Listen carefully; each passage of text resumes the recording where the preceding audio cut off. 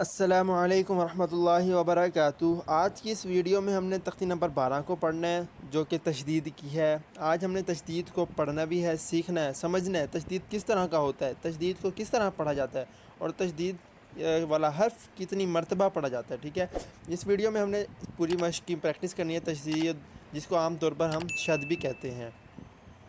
اچھا، تشدید کس طرح کا ہوتا ہے، اس کی پہچان کیا ہے؟ تشدید ہمیشہ 3 دندوں والا نشان کی طرح ہوتا ہے، جیسا کہ یہ با کے اوپر، ٹھیک ہے، 3 دندوں والا تشدید کہلاتا ہے، ٹھیک ہے۔ اور تشدید والے حرف کو کیا کہتے ہیں؟ مشدد، یعنی کہ جس حرف کے اوپر تشدید آ جائے، یعنی شد آ جائے، جس حرف کے اوپر شد آ جائے اس کو کیا کہتے ہیں؟ اس کو مشدد کہتے ہیں، مشدد۔ جیسے کہ کسی حرف کے اوپر، میں نے پہلے بتایا، کسی حرف کے اوپر جزم آ جائے تو وہ حرف ساکن کہلائے گا، ٹھیک ہے، وہ حرف پورا لفظ ساکن بن جاتا ہے۔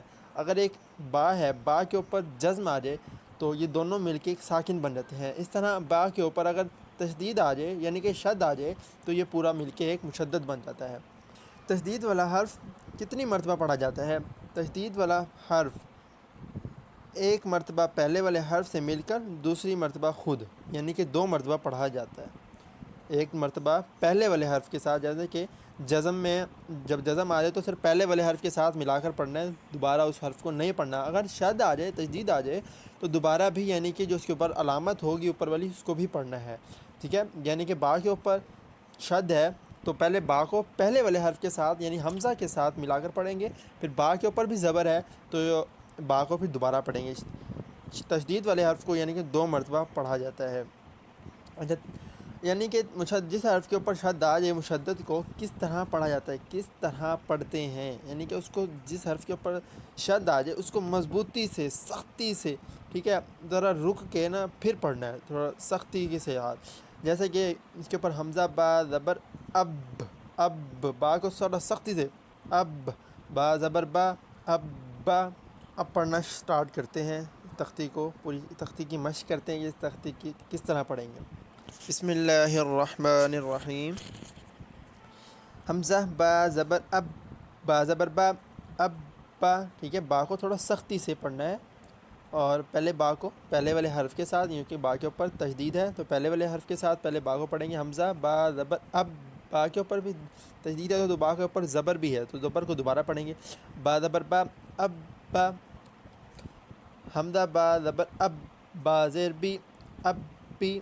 حمزہ با زبر اب، با پیش بو، اب بو۔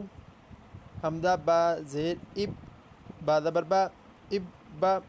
حمزہ با زیر اب، با زیر بی، اب بی۔ حمزہ با زیر اب، با پیش بو، اب بو۔ حمزہ با پیش اب، با زبر با، اب با۔ حمزہ با پیش اب، با زیر بی، اب بی۔ حمزہ با پیش اب، با پیش بو، اب بو۔ حمزہ با زبر اب، با دو زبر بن، اب بن۔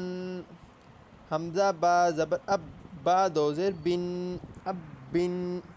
حمزہ با زبر اب، با دو پیش بن، اب بن۔ حمزہ با زیر اب، با دو زبر بن، اب بن۔ حمزہ با زیر اب، با دو زیر بن، اب بن۔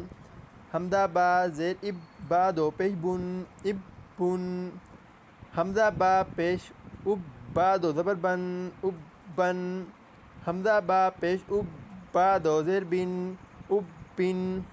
حمزہ با پیش اب، با دو پیش بن، اب بن۔ اسی طرح یہ ہم نے اب تک با کے ساتھ پڑھا۔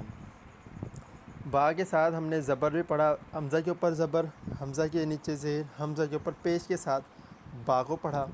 ہم با کے اوپر زبر، با کے نیچے زیر، با کے اوپر پیش، با کے اوپر 2 زبر، با کے نیچے 2 زیر، با کے اوپر 2 پیش کے ساتھ ہم نے اس کو پڑھا، تشدید کو۔ اسی طرح با سے لے کے یا تک پوری تختی کی پریکٹس کرنی ہے آپ نے، ٹھیک ہے۔ اس طرح آپ نے پوری تختی کی پریکٹس کرنے کے بعد انشاءاللہ آپ اس لائق ہو جائیں گے کہ آگے آپ کو پڑھنے میں آسانی ہوگی۔